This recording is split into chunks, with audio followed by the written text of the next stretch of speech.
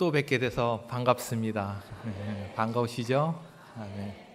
성가대 귀한 찬양 감사드립니다. 오늘 또 본문과 부합되는 찬양이라 또 많은 은혜가 된 줄로 믿습니다. 제가 오래전에 목자가 본 시편 23편이라는 책을 읽어본 적이 있습니다.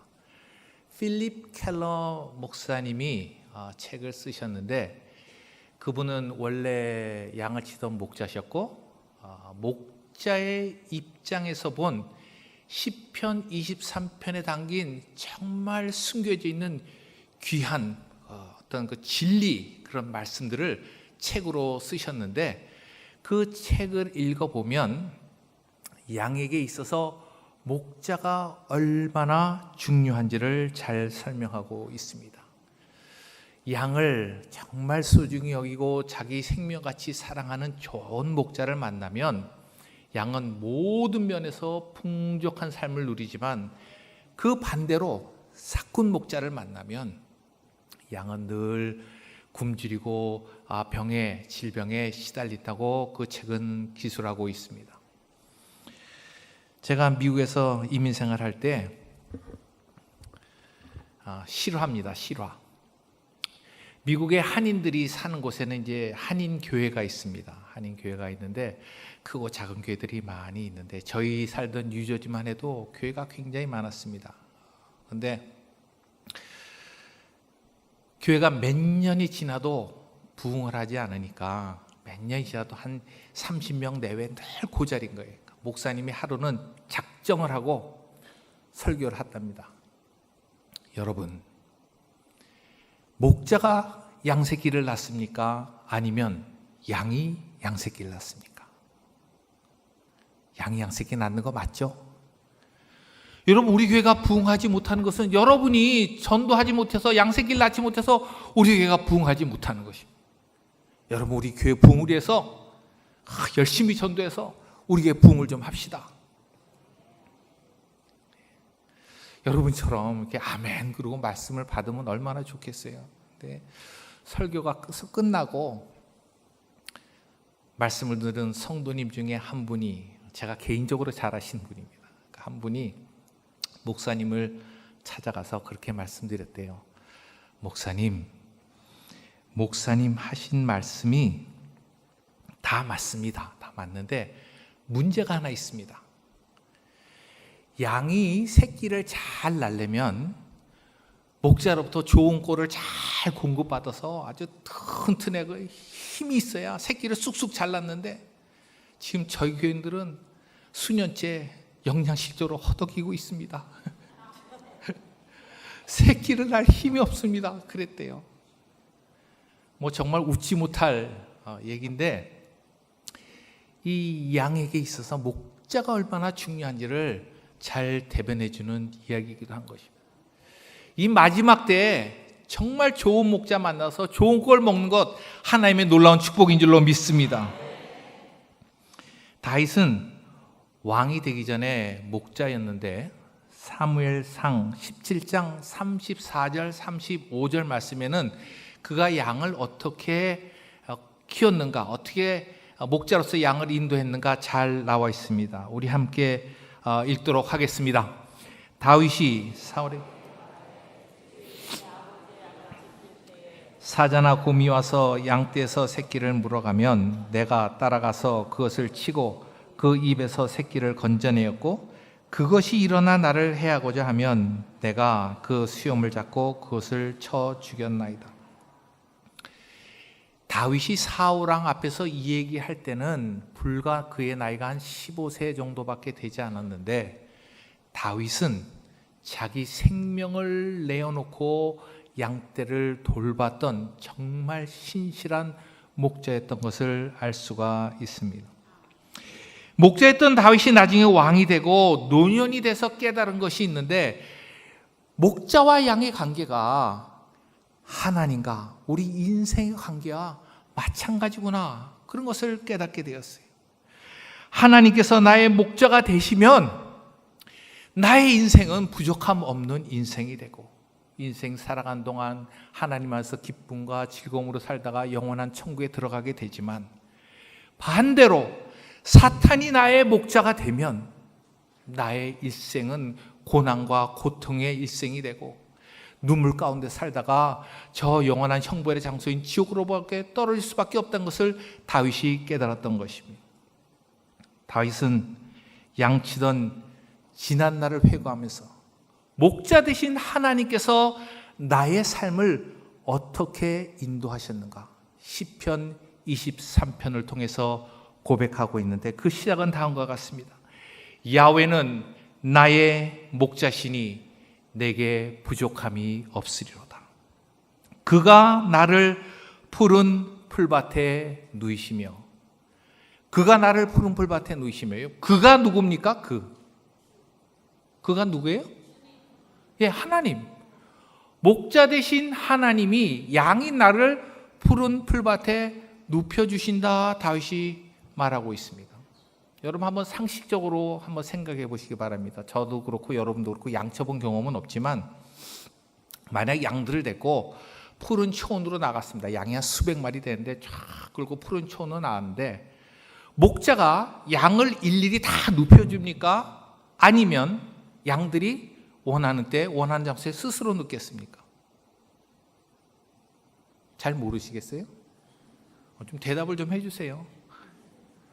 상식적으로 양이 한 1000마리 된다고 칩시다. 다 끌고 소원으로 나갔어요. 목자가 양 한 마리 한 마리 다 너 여기 누워 다 눕혀주겠어요? 안 누우면 딴지 걸어서 확 눕혀주고 그러겠습니까? 아니면 양이 자기 원하는 곳에 원하는 시간에 스스로 눕겠습니까? 예, 양은 스스로 눕습니다.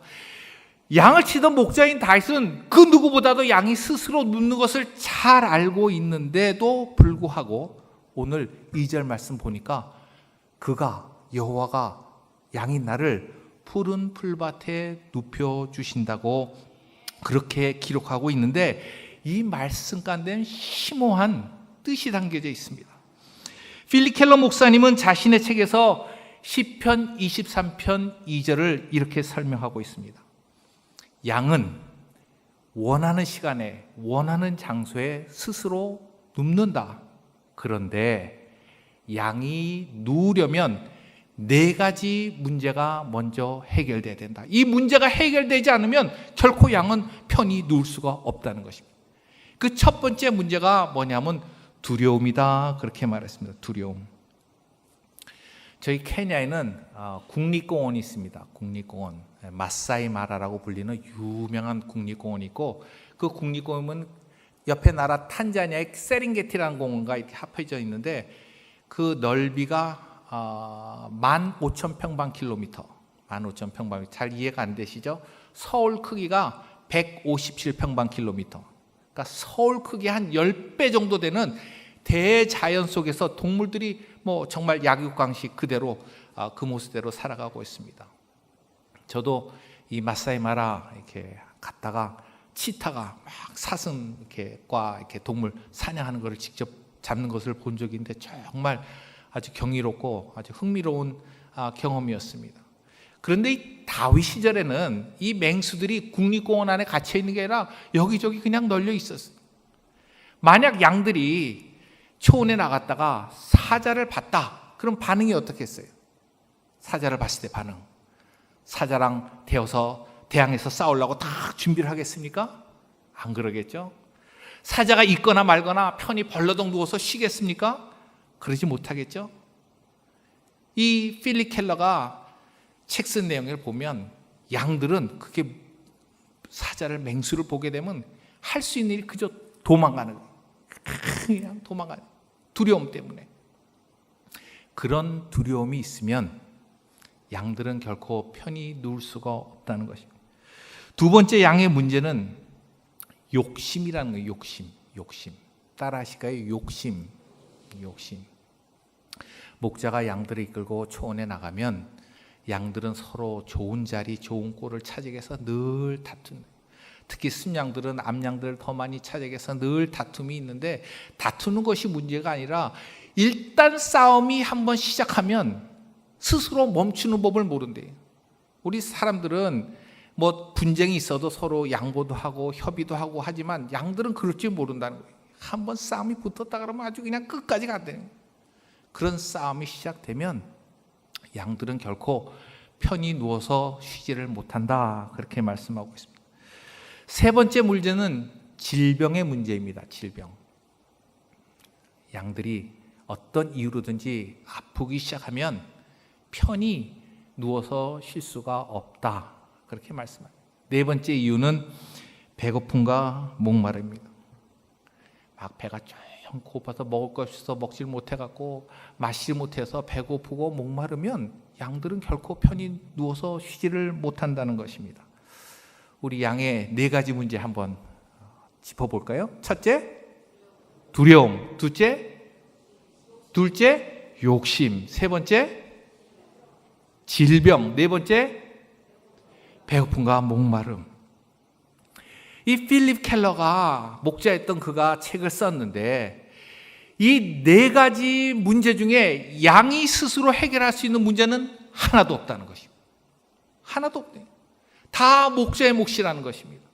사자나 맹수를 물리치는 것도 목자의 몫이고 양이 막 긴장 가운데 서로 싸울 때 그것을 말리는 것도 목자의 몫이고 질병이 걸렸을 때 고쳐주는 것도 목자의 몫이고 양이 배가 골치 않도록 좋은 곳으로 푸른 초장으로 인도하고 쉴만한 물가로 인도하는 것도 목자의 몫이라는 것입니다.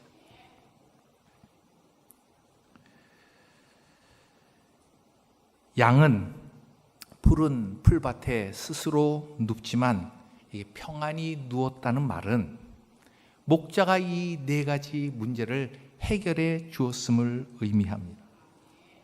다윗이 그가 나를 푸른 풀밭에 누이시며 라고 말한 것은 내가 지금 편히 누워서 쉴 수 있는 것은 나의 목자 되신 야훼께서 내 모든 문제를 해결해 주셨다 고백하는 것입니다. 이 양이 가진 네 가지의 문제는 우리 인생의 문제이기도 한 것입니다. 첫 번째 문제가 뭐라고요? 두려움.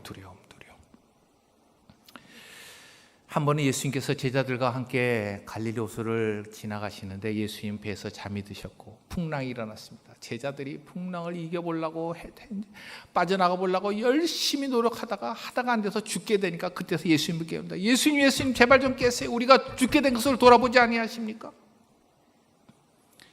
막 풍랑 가운데 두려움이 있을 때 제자들은 결코 편히 누워서 잘 수가 없는 것입니다. 우리도 마찬가지입니다. 인생의 풍랑이 다가올 때 거센 풍파가 일어날 때 우리는 편히 누울 수가 없습니다. 거센 풍랑이 일어날 때 우리가 제일 먼저 생각해야 되는 것은 무엇이냐? 우리에게는 이 풍랑을 잠잠케 할 수 있는 능력이 없음을 먼저 깨달아야 합니다. 나에게는 이 풍랑을 잠잠케 할 능력이 없다. 아무리 바다에서 잔뼈가 굵은 어부라 할지라도 그들이 풍랑을 잠잠케 할 수가 없는 것입니다. 마찬가지로 우리가 인생을 항해하게 될 때 다가오는 거대한 풍랑들 다가오면 인정해야 돼. 하나님, 나는 이 문제 해결할 수 없습니다. 이 풍랑 잠잠케 할 수 없습니다. 주님께 나와야 하는 것입니다. 근데 사람들이 미련해서 말이죠. 이 두려움 이겨보려고 스스로 어떻게 극복해 보려고 얼마나 많은 노력들을 하는지 몰라요. 막 하다가 그냥 도저히 되지 않으면 밤에 잠을 못 이뤄서 수면제 먹기 시작하고 그래도 안 되면 막 하다가 나중에 우울증에 빠지고 결국 자살도 하게 되고 이런 일이 벌어지고 마는 것입니다. 인생의 풍랑이 다가올 때 우리는 그 문제를 해결할 수 없음을 인정하고 문제 해결자 되시는 전능하신 우리 목자 되신 예수님 앞에 나와서 아뢰야 하는 것입니다. 오늘 제가 찬양을 여러분과 함께 찬양 하나 부르려고 준비했는데 오늘 딱 그 찬양이 오늘 예배 찬양과 맞았어요. 우리 예수님께서 말씀하십니다. 요한복음 14장 1절 말씀입니다. 너희는 마음에 근심하지 말라. 하나님을 믿으니 또 나를 믿으라. 우리 예수님 앞에 나와서 우리의 모든 인생의 짐, 무거운 짐 주님께 아뢰면 주님께서 우리의 무거운 짐 벗겨주시고 우리로 편히 눕게 하여 주시는 것입니다. 우리 한번 찬송 365장 다시 한번 힘차게 박수 치면서 오늘 말씀 생각하시면서 우리 한번 찬양하시겠습니다.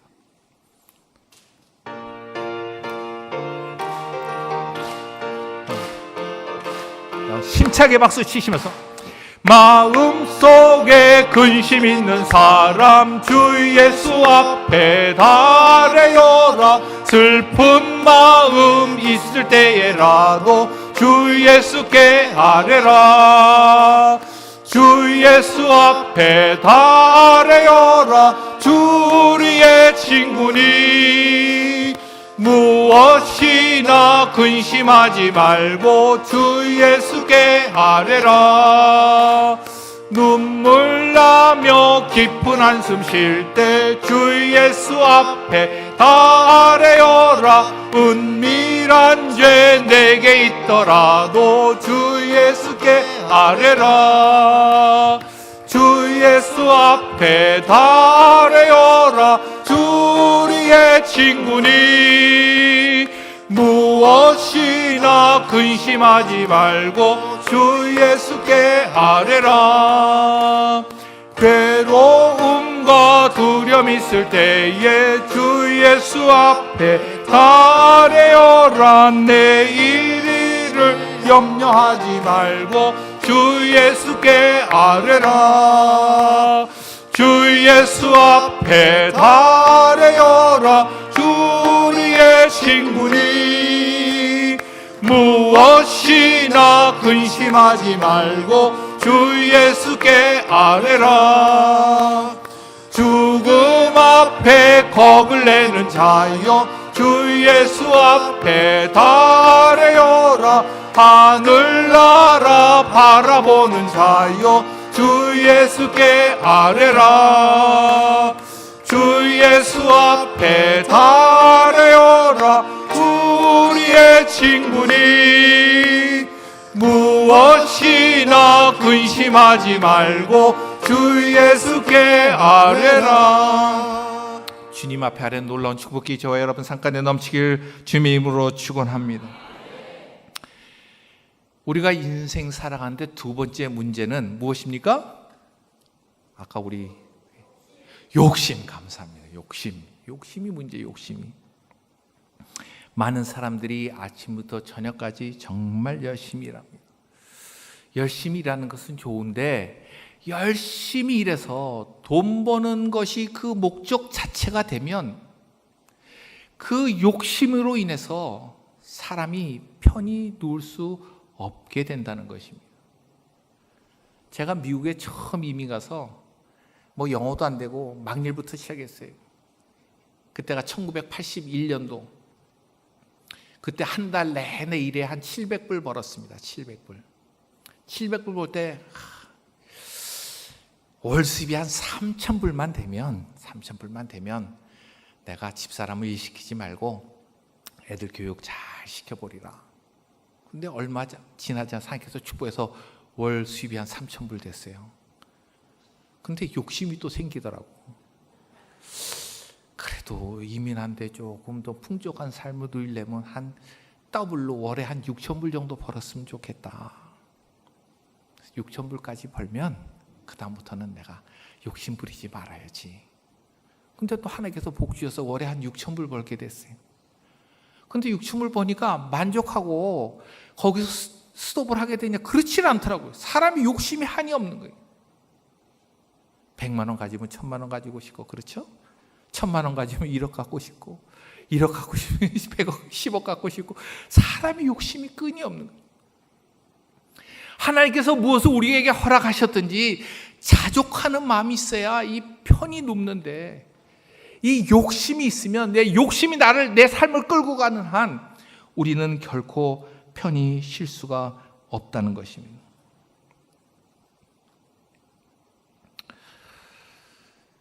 제가 이 얘기도 실제 얘기입니다.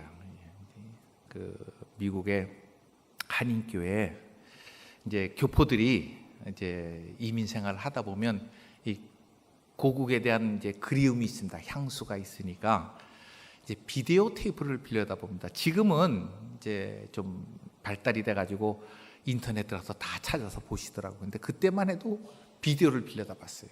비디오를 빌려오면 매일 비디오 빌리러 가기에 뭐하니까 이만큼씩 빌려갖고 옵니다. 그 주로 언제 보냐? 토요일 밤에 많이 봐요. 그 다음날 일을 안 나가시니까. 그래서 밤에 비디오를 한번 사극 같은 거 한번 틀어놓고 보면 재밌으니까 그걸 끊지를 못하는 거예요. 적당히 보고 이제 주무셔야 그 다음날 예배를 드리는데 밤이 맞도록 막 졸리면 허벅지를 꼬집어가면서 막 열심히 보는 거예요. 어느 장로님께서 사극을 밤새도록 보셨답니다. 주일날 대표 기도하러 단상에 올라오셔가지고 기도를 하시는데 하나님 아버지 성은이 망극하옵니다.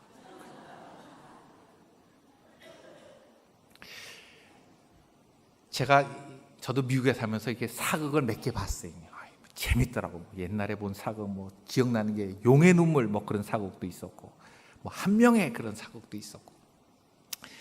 그런데 어느 사극을 보든지 왕이 자기 아들 세자한테 야 세자야 내가 왕자리에 앉아보니까 이 권력 이꼬르 행복이다. 최고의 힘이 최고의 행복이다. 그러니까 너는 최고로 행복한 삶을 살기 위해서 이 권력을 절대 놓으면 되지 않는다. 노사는 안 된다. 그렇게 유언을 남기고 죽은 왕을 본 적이 없습니다. 그런 왕을 본 적이 없어요. 또 세상에 많은 부자들이 왔다 갔어요. 동서양을 봤더니 수많은 부자들이 오고 갔는데 부자가 죽기 전에 그 아들 불러서 뭐니 해도 머니가 최고다. 머니 이꼬르 행복이다. 그러니까 너는 최상의 행복을 위해서 최상의 머니를 모으도록 돈을 모으도록 열심히 더 앞으로 노력을 해라. 그러고 유언을 남기고 죽었다는 부자에게도 들어본 적이 없습니다.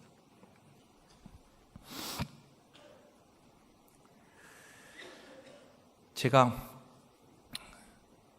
2081년도에 이민 가서 20년 살다가 2001년도에 선교사로 나가게 됐는데 첫 4년을 케냐 수도 나이로비에서 지내게 되었습니다. 케냐 수도 나이로비 와보신 분들 계시겠지만 그런 대로 살만한 데입니다. UN 본부도 있고 세계적인 도시입니다. 근데 제가 살던 미국에 이렇게 비교해 보니까 정말 열악하기가 그지없어요.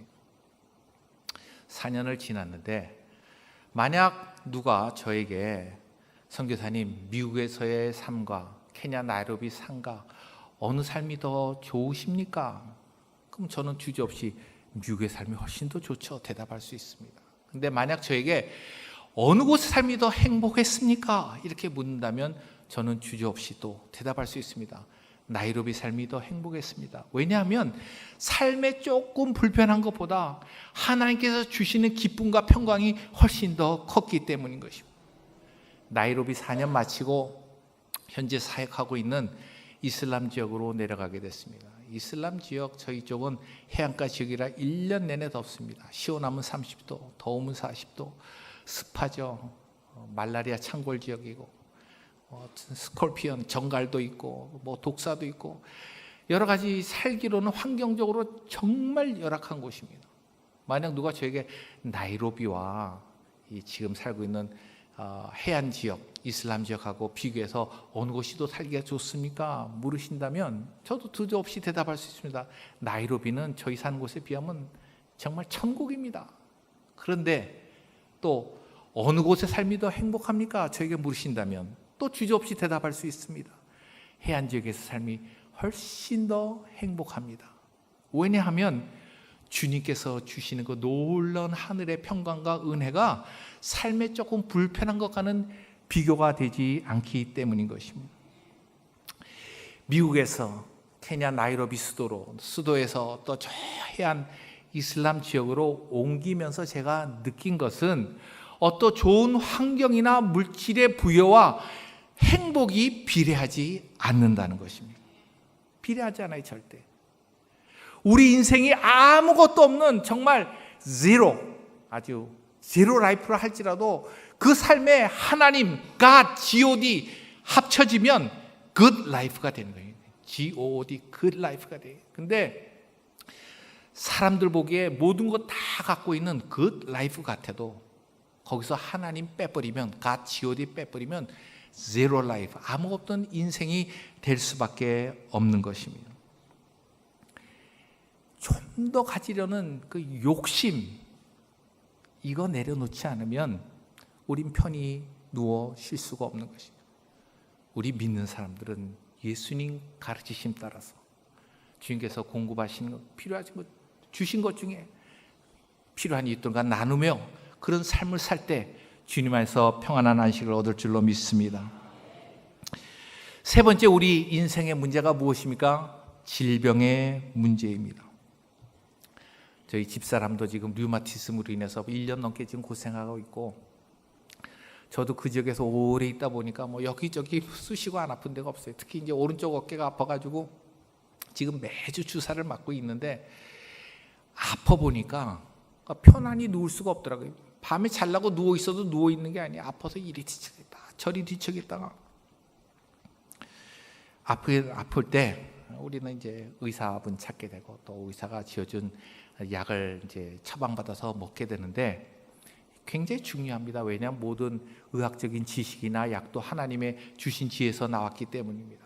그런데 우리가 믿는 사람이 하나 유의할 것이 있는데, 그것은 무엇이냐 하면, 우리가 무엇을 더 의지하냐? 우리가 세상의 의술을 더 의지하는가? 아니면 의술을 주신 하나님을 더 의지하는가? 우리가 세상의 약을 의지하는가? 아니면 약을 주신 하나님을 더 의지하는가? 이것은 굉장히 중요한 문제가 아닐 수가 없는 것입니다. 병원에 가서 사형 선고를 받으면 사람이 마음이 막 낙심되고 다 죽은 걸로 생각하는데, 나는 치료하는 여호와라, 하나님을 더 믿어야 하는 것입니다. 저희 누님께서 얼마 전에 암 수술을 받으셨습니다. 위암 수술을 받으셨는데, 열어보니까 의사가 too late, 너무 늦었습니다. 그래서 위도 적당히 잘라내고, 또 펴져 있는 암도 적당히 걷어내고, 빨리 돌아가시면 한 3개월, 그 다음에 오래 사셔야 2년 사신다고 사형 선고 받았어요. 근데 우리 누님께서는 담담하십니다. 오히려 우리 집사람 걱정이, 집사람 괜찮냐고. 그래서 누님 좀 어떠세요? 뭐 인생이 하나님께 달린 건데 믿고 감사하고 부르시면 할렐루야 하고 천국 가고, 생명도 연장시켜 주시면 또 주님의 일 하고, 하나님을 믿는 믿음이 있어요. 그럴 때 편하게 누워서 잠을 잘 수가 있는 거예요. 질병이 들었는데 막 의사 말 생각하면서 묵상하면서 괴로우면 잠을 편히 편히 누울 수가 없는 것입니다. 마가복음 5장 25절로 29절에 12년 12회 혈루병 앓던 여인의 이야기가 나옵니다. 우리 함께 읽으시겠습니다.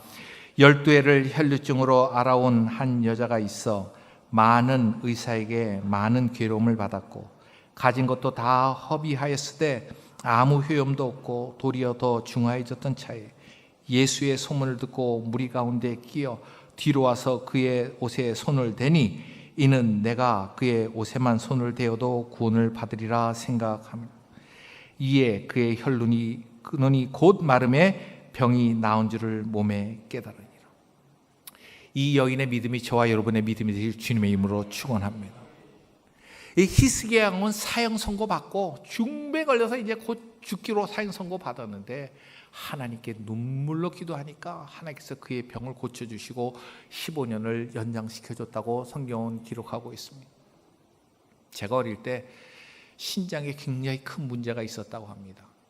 그래서 이제 시름시름 기운도 없고, 급기야는 이제 혈변을 보기 시작하고, 뭐 하루는 몸이 퉁퉁퉁퉁 붓더니 눈이 딱 붙어갖고 뭐 이제 곧 죽을 것 같더래. 그래서 저희 할아버님이 하신 일이 있습니다. 근처 사는 가족들을 다 부르셨어요. 그리고 저를 방 가운데 딱 눕혀놓고 온 가족이 밤새도록 합심기도 하는데, 새벽쯤 되니까 붓기가 훅 줄어들더라고요. 지금까지 이렇게 건강하게 있습니다. 할렐루야. 하나님 아버지께 영광의 박수 올려드립니다. 말라기서 4장 2절에 이렇게 말씀합니다. 내 이름을 경외하는 너희에게는 공의로운 해가 떠올라서 치료하는 광선을 비추리니 너희가 나아서 외양간에서 나온 송아지같이 뛰리라. 이사야서 53장 5절 말씀입니다. 그가 찔림은 우리의 허물 때문이요 그가 찔림은 우리의 죄악 때문이라. 그가 징계를 받음으로 우리는 평화를 누리고 그가 채찍에 맞음으로 너희가 나음을 받았도다. 질병으로 인해서 몸이 괴로울 때 치료자 되시는 우리 목자, 선한 목자 예수님께 나와서 아뢰시기 바랍니다. 주님, 내가 괴롭습니다. 주님께서 치료해 주시고 우리에게 편한 단잠을 주실 줄로 믿습니다. 네 번째, 마지막으로 우리의 문제가 무엇입니까? 배고픔과 목마름, 우리의 의식주 문제입니다. 의식주, 꼭 먹고 마시고 입는 분뿐 아니라 우리 삶의 모든 필요의 문제입니다. 하나님이 이스라엘 백성을 애굽의 노예 생활에서 구원하신 후에 광야길로 인도하십니다. 이 광야는 물 한 방울 나지 않는 곳이고 농사를 지을 수도 없는 곳입니다. 낮에는 굉장히 덥고 밤에는 이루 말할 수 없이 추운 곳입니다. 하나님께서 당신의 백성을 이 광야길로 인도하신 이유를 신명기 8장 2절에 이렇게 말씀하고 있습니다. 함께 읽으실까요? 내 하나님 여호와께서 이 40년 동안에 내게 광야길을 걷게 하신 것을 기억하라. 이는 너를 낮추시며 너를 시험하사 내 마음이 어떠한지 그 명령을 지키는지 지키지 않는지 알려 하심이라. 하나님께서 당신의 백성을 광야길로 인도하신 것은 하나님의 놀라운 돌보심과 사랑을 경험하기 위해서, 체험하기 위해서 광야길로 우리를 인도하신 것입니다. 우리가 광야 같은 이 세상 살아갈 때 해야 될 일은 스스로 먹을 것을 찾으러 다니는 일이 아니라 하나님의 놀라운 그 은혜와 돌보심 체험하면서 감사하면서 하나님께 찬양하는 일. 여러분 한번 생각해 보세요. 이스라엘 백성이 광야 가운데서 스스로 물어주고자 땅 파고 농사지어서 먹고 해도 농사지었으면 그 삶이 어떻게 평안하게, 어떻게 편히 누울 수 있겠어요? 그들이 전적으로 하나님 신뢰하고 하나님 따라갈 때 하나님께서 때마다 만나 내려주시고 메추라기 고기 먹여주시고 반석이 열어서 샘물 내고 풍족한 삶을 누릴 수가 있는 것입니다. 우리가 믿는 하나님은 전능하신 하나님이고 신실하신 하나님이십니다. 하나님께서 이스라엘 백성에게 40년 동안 광야에서 만나를 내리신데 단 한 번도 실수하신 적이 없습니다. 우리는 이 전능하신 하나님, 신실하신 하나님을 믿어야 합니다. 내 힘으로 삶의 난간을, 이 풍랑을 헤쳐보겠다, 편히 누울 수가 없는 것입니다. 이 시간 우리의 목자 되신 주님께서 우리에게 말씀하십니다. 마태복음 11장 28절 말씀입니다. 우리 함께 읽으실까요? 수고하고 무거운 짐진 자들아 다 내게로 오라. 내가 너희를 쉬게 하리라. 내가 너희를 쉬게 하리라. 내가 너희를 푸른 풀밭에 눕게 하리라. 우리 주님께서 말씀하고 계시는 것입니다. 우리가 광야 같은 이 세상을 살아가게 될 때 반드시 마라의 쓴물 만나게 되어 있습니다. 크고 적은 풍랑과 반드시 마주하게 되어 있습니다. 그럴 때 쓸데없는 불평이나 원망이나 근심은 이 문제 해결에 아무 도움도 되지 않는 것입니다. 우리가 할 일은 문제의 유일한 해답이자 소망 대신 우리 예수님께 나아오는 것입니다. 오늘 찬양대에서 아름다운 찬양 들려주셨는데 무엇을 먹을까, 무엇을 마실까 염려하는 거예요. 염려하면 안 돼. 염려하면 안 돼. 하나님께서 공중에 나는 새도 입히시고 들판에 꽃도 다 입히시는데 하물며 너희들일까 보냐. 우리 하나님 믿고 의지하고 나오면 주님께서 우리 삶의 모든 의식주와 우리 삶에 필요한 모든 것 해결해 주시고 우리로 편히 눕게 하신 줄로 믿습니다. 오늘 이 시간 여러분 삶 가운데 어떤 마음에 짐이 있으면, burden이 있으면, 무거운 짐이 있으면, 근심이 있으면 오늘 이 시간 주님께 다 주님의 십자가 밑에 다 내려놓으시기 바랍니다. 다 내려놓고 우리 주님 안에서 참 평안과 기쁨을 누리고 편히 누우시는 그런 놀라운 축복이 저와 여러분 삶 가운데 넘쳐나시길 주님의 이름으로 축원합니다. 함께 기도하겠습니다. 하나님 아버지 감사합니다.